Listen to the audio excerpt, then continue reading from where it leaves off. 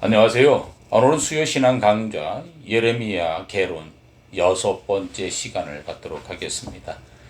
제가 지난 시간까지 예레미야를 강의했는데 성도님들 중에 많이 어렵다라고 말씀하시는 분들이 계셨어요. 그래서 오늘은 쉽게 좀 해보려고 그래요. 잘 들어주시면 감사하겠습니다. 먼저 여러분들에게 한 가지 여쭤보고 시작하려고 그럽니다. 우리는 보통 어떻게 마음을 전하지요?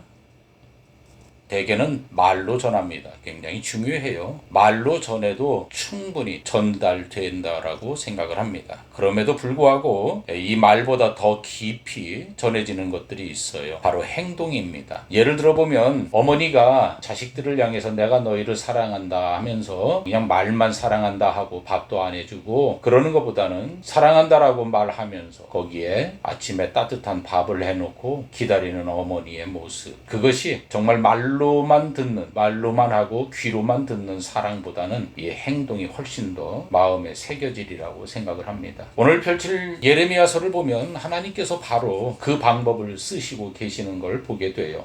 하나님은 예레미야에게 말씀만 시키지 않으셨어요. 때로는 예레미야의 몸 그리고 삶을 백성에게 메시지로 보여주셨지요. 이것을 신학에서는 상징 행위라고 이렇게 부릅니다. 어려운 말 같지만 뜻은 간단하거든요. 눈으로 보는 설교, 몸으로 보여주는 말씀, 이렇게 이해하시면 될 겁니다. 오늘 우리는 예레미야가 보여준 네 장면을 함께 보려고 그래요. 허리띠 하나, 그리고 토기장이의 물레, 깨진 옹기, 그리고 목에 맨 멍에, 이 네 가지입니다. 다 외우실 필요 없어요. 다만 우리가 알아야 되는 건 하나님은 내 삶도 메시지로 쓰실 수 있다라고 하는 겁니다. 옛날 선지자들은 말로만 예언하지 않았어요. 하나님이 시키시면 직접 행동으로 보여주었지요. 지금으로 치면 무대 위에서 한 장면을 연기하는 것과 같다, 이렇게 보실 수 있을 것 같아요. 그런데 이건 연기가 아니라 진짜였습니다. 선지자가 자기 삶으로 직접 메시지를 살았으니까요. 왜 그랬을까요? 듣기만 하면 흘려버리기 쉽기 때문에 그렇습니다. 그러나 눈으로 보면 잊혀지질 않지요. 하나님은 우리가 한 사람이라도 더 알아듣기를 원하셨습니다. 그래서 말씀을 듣지 않으면 보여주기까지 하신 거지요. 예레미야 13장 1절을 보면 여호와께서 이와 같이 내게 이르시되 너는 가서 배띠를 사서 내 허리에 띠고 물에 적시지 말라 하시기로. 하나님이 예레미야에게 말씀하십니다. 배띠를 사서 내 허리에 띠고 물에 적시지 말아라. 예레미야는 그 띠를 사서 허리에 둘렀습니다. 여기서 잠깐 배 허리띠가 무엇인지 아십니까? 배는 당시 제사장의 옷을 짓던 귀한 옷감이었습니다. 그리고 허리띠는 옷 중에서 몸에 가장 가까이 살에 닿게 두르는 것이지요. 다시 말해서 이 허리띠는 하나님과 가장 가까이 붙어있던 백성을 그린 것입니다. 그런데 하나님이 다시 말씀하셔요. 그 띠를 가지고 유브라데 강으로 가서 바위 틈에 숨겨두어라. 예레미야는 먼 길을 걸어가 그 띠를 숨겨둡니다. 한참 뒤에 하나님이 또 말씀하셔요. 가서 그 띠를 다시 꺼내어라. 예레미야가 꺼내보니 어떻게 되었을까요? 띠는 이미 썩어서 아무짝에도 못 쓰게 되어 있었습니다. 하나님이 그 뜻을 풀어주십니다. 허리띠가 사람의 허리에 붙어 있는 것처럼 내가 이 백성을 내게 가까이 붙어 있게 했다. 그래서 내 이름과 영광이 되게 하려 했다. 그런데 그들이 듣지 아니하였다. 이렇게 말씀하셨어요. 성도 여러분, 허리띠는 허리에서 떨어지는 순간 아무 의미 없는 것이 되어버립니다. 강가 바위 틈에 혼자 떨어져 있으면 썩어버립니다. 백성도 그랬습니다. 하나님께 붙어 있을 때는 영광이었는데 떠나 혼자 있다 보니 썩어버린 것입니다. 그런데 정말 중요한 점이 있습니다. 이 백성은 안 믿은 사람들이 아니었다는 거지요. 이미 한번 하나님의 허리에 둘려졌던 사람들입니다. 곧 오래 믿었던 사람들입니다. 문제는 믿지 않은 것이 아니라 떨어진 것이었습니다. 세월이 흐르다 보니, 혹시 이런 경험 없으셨어요? 처음 믿을 때는 그렇게 뜨겁고 가까웠는데 세월이 흐르다 보니까 어느새 마음이 멀어진 것 같은 느낌. 교회는 다니는데 하나님과 붙어 있다는 느낌은 사라진 것. 사실 저도 이 말씀 앞에서 늘 자유롭지는 못하지요. 허리띠는 화려할 필요가 없어요. 그저 붙어 있으면 되는 겁니다. 우리 신앙도 그렇습니다. 대단할 필요 없습니다. 붙어 있으면 됩니다. 예레미야 18장 1절에서 4절 말씀입니다. 여호와께로부터 예레미야에게 임한 말씀에 이르시되 너는 일어나 토기장이의 집으로 내려가라. 내가 거기에서 내 말을 네게 들려주리라 하시기로 내가 토기장이의 집으로 내려가서 본즉 그가 농로로 일을 하는데 진흙으로 만든 그릇이 토기장이의 손에서 터지매 그가 그것으로 자기 의견에 좋은 대로 다른 그릇을 만들더라. 하나님이 예레미야에게 말씀하셨어요. 토기장이의 집으로 내려가거라. 거기서 내 말을 들려주겠다. 예레미야가 내려가 보니까 토기장이가 물레를 돌리고 그릇을 빚고 있었어요. 한번 생각해 보십시오. 물레가 빙글빙글 돌아갑니다. 젖은 진흙 한 덩이가 토기장이의 손 안에서 모양을 잡아가고 있어요. 그런데 그만 손에 힘을 더 주는 바람에 그릇이 망가져 버립니다. 손 안에서 찌그러지고 말았어요. 이럴 때 토기장이는 어떻게 합니까? 진흙을 내다 버립니까? 아니지요. 그 진흙을 다시 뭉쳐서 다른 그릇으로 새로 빚습니다. 자기 보기에 좋은 대로 다시 만듭니다. 그 모습을 보시면서 하나님이 말씀하셔요. 이스라엘아, 내가 이 토기장이가 하는 것 같이 너희에게 할 수 없겠느냐? 진흙이 토기장이의 손에 있음 같이 너희도 내 손 안에 있느니라. 이 말씀이 무섭게 들려요? 아니면은 따뜻하게 들려요? 저는 이 말씀이 예레미야서 전체에서 가장 따뜻한 장면이라고 생각을 합니다. 찌그러진 그릇을 토기장이가 버리지 않았기 때문입니다. 다시 빚으셨기 때문입니다. 제가 다시 한번 강조하지만요. 망가진 진흙은 끝이 아닙니다. 토기장이의 손 안에 있는 한 다시 시작할 수 있습니다. 여러분의 인생이 찌그러진 것 같을 때도 있어요. 내 인생은 이미 글렀다. 이 나이에 무슨 그런 마음이 들 때가 있을 거예요. 그런데 오늘 말씀은 그렇게 말하지 않습니다. 진흙은 토기장이를 떠나지만 않으면 언제든 다시 빚어질 수 있다라고 말씀하고 계십니다. 그래서 우리는 이것을 꼭 기억해야만 됩니다. 하나님은 다시 빚으시는 분입니다. 이 말을 기억하시기 바랍니다. 여러분들의 이해를 돕기 위해서 이야기를 하나 들려드리려고 그래요. 일본에 가면은 킨즈키라고 하는 오래된 공예가 있어요. 이 금으로 입는다라고 하는 말이랍니다. 도자기 그릇이 깨지면 보통은 버리잖아요. 그런데 보기 흉하니까 버리는데, 그런데 이 킨츠기는 다릅니다.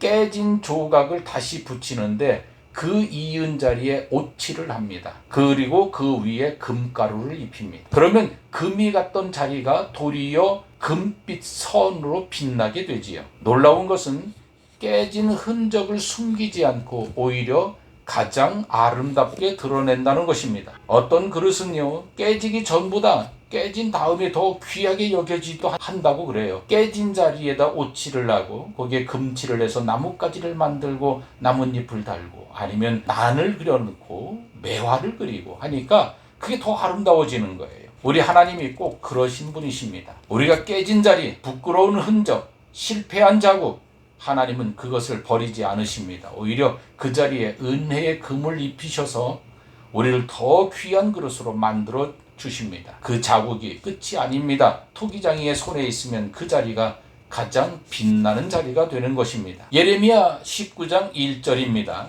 여호와께서 이와 같이 말씀하시되 가서 토기장이의 옹기를 사고 백성의 어른들과 제사장의 어른 몇 사람과 10절부터 11절입니다. 너는 함께 가는 자의 목전에서 그 옹기를 깨뜨리고 그들에게 이르기를 만군의 여호와께서 이와 같이 말씀하시되 사람이 토기장이의 그릇을 한번 깨뜨리면 다시 완전하게 할 수 없나니 이와 같이 내가 이 백성과 이 성읍을 무너뜨리리니 도벳에 매장할 자리가 없을 만큼 매장하리라. 18장에서는 진흙이 부드러웠습니다. 그래서 다시 빚을 수 있었지요. 그런데 19장에서는 장면이 바뀝니다. 이번에 하나님은 이미 구워진 옹기를 하나 사라고 하십니다. 그리고 사람들을 데리고 골짜기로 나가서 그 옹기를 사람들 앞에서 깨뜨리라고 하십니다. 예레미야가 옹기를 땅바닥에 던지자 산산조각이 나고 말았지요. 그리고 예레미야가 외칩니다. 이 옹기가 한번 깨지면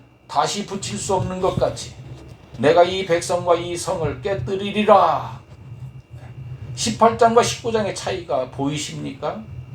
18장의 진흙은 아직 무릅니다. 그래서 다시 빚어집니다. 그런데 19장의 옹기는 이미 불에 구워져 딱딱하게 굳었습니다. 굳어버린 그릇은 깨지면 다시 붙일 수 없습니다. 하나님은 우리가 아직 부드러운 진흙일 때 얼마든지 다시 빚으실 수 있습니다.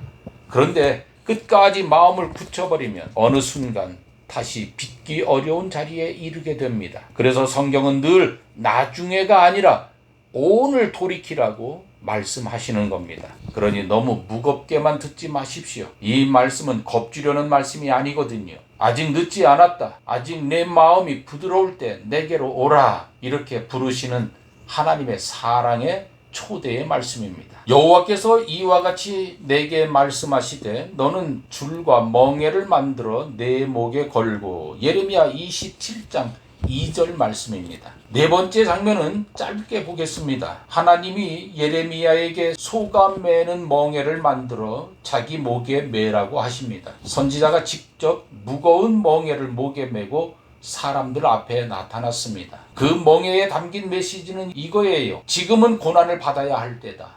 이 멍에를 억지로 벗으려 하지 말고 하나님이 허락하신 이 시간을 받아들이고 견뎌라. 그러면 살 것이다. 솔직히 우리는 멍에를 싫어하지요. 힘든 일은 빨리 벗어버리고 싶어요. 그런데 예레미야는 그 무거운 멍에를 메고 견디는 것도 신앙이라는 것을 몸으로 보여주었습니다. 때로 하나님은 고난을 즉시 거두지 않으시고 그 시간을 함께 지나가자고 하십니다. 그 견딤 속에서 우리를 빚으시기도 하는 거지요. 이스라엘 백성들이 광야길을 가는 것이 바로 그와 같은 모습이다라고 할 수 있어요. 자, 이 네 장면을 다시 한 줄로 모아보겠어요. 허리띠는 하나님께 붙어 있으라고 하는 겁니다. 토기장이는 다시 빚으시는 하나님을 믿으라고 하는 거고요. 깨진 옹기는 마음이 굳기 전에 지금 돌이키라는 말씀이고요. 멍에는 힘든 시간도 견디며 하나님과 함께 가라고 하시는 하나님의 말씀입니다. 그런데 이 모든 장면에 공통점이 하나 있어요. 하나님이 이 메시지를 말로만 주지 않으셨다는 것입니다. 한 사람 예레미야의 삶을 통해서 보여주셨다는 것입니다. 그의 삶 자체가 한편의 메시지였던 것이지요. 그렇다면 오늘 하나님이 우리에게도 똑같이 하실 수 있지 않겠습니까? 우리의 삶도 하나님의 메시지가 될 수 있습니다. 거창한 일이 아닙니다. 어르신 한 분이 변함없이 그 자리를 지키고 조용히 기도하고 어려운 일에도 흔들리지 않고 감사하며 사는 모습, 그 모습 하나가 젊은 세대에게는 한편의 설교가 되겠지요. 말 한마디 하지 않아도 그 삶이 귀한 메시지가 되는 것입니다. 그렇다면 우리는 어떻게 살아야 할까요? 제가 한 세 가지를 여러분들에게 말씀을 드리려고 합니다. 첫째로는 붙어있기를 회복해야 됩니다.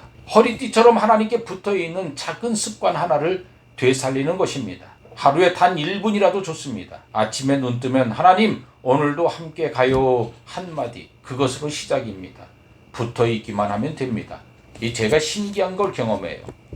저희 집에 가면은 제 동생이 사준 거꾸리라는 것이 있습니다. 제 허리가 별로 안 좋아가지고 이 거꾸리를 합니다. 거꾸리 하는 거 2분 30초에서 3분이에요.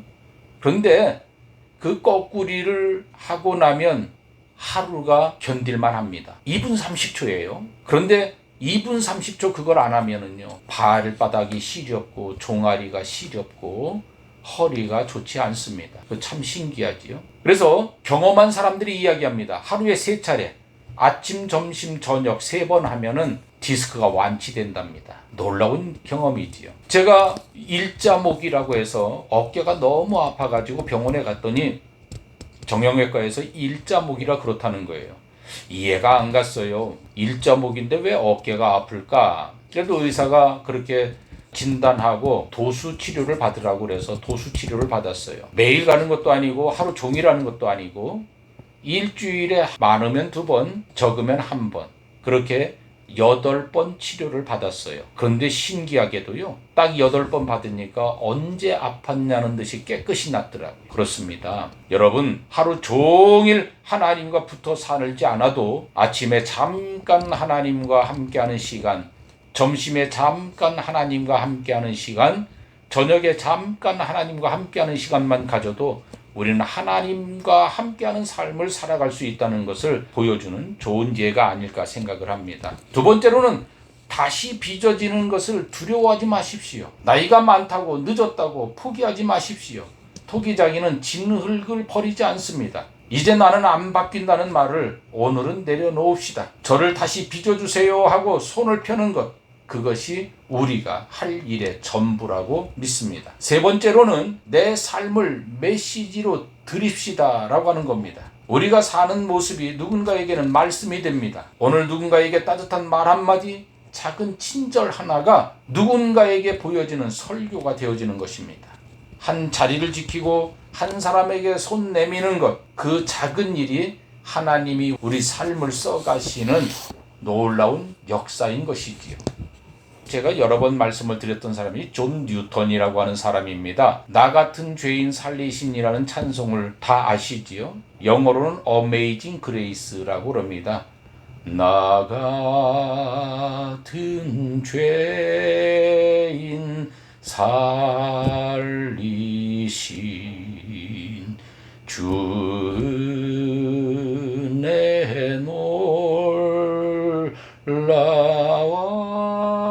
놀라와, 이 찬송 말이에요.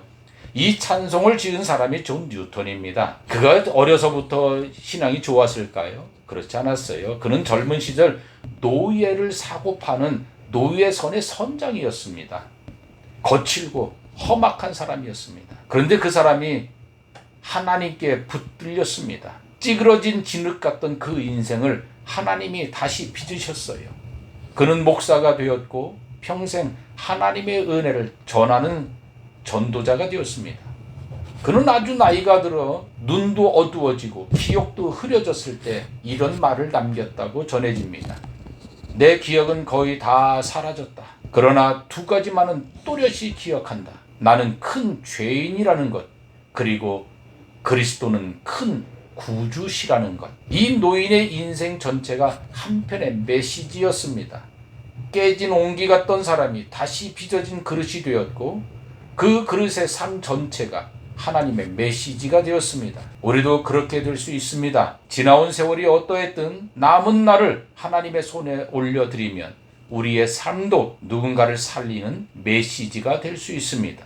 저는 우리 여의도 교회 성도 모두가 이런 멋진 삶으로 메시지를 그려내는, 메시지를 들려주는 그런 하나님의 거룩한 사자들이 되어지기를 주님의 이름으로 축원합니다. 이제 말씀을 맺습니다. 오늘 기억할 것은 무엇이라고요?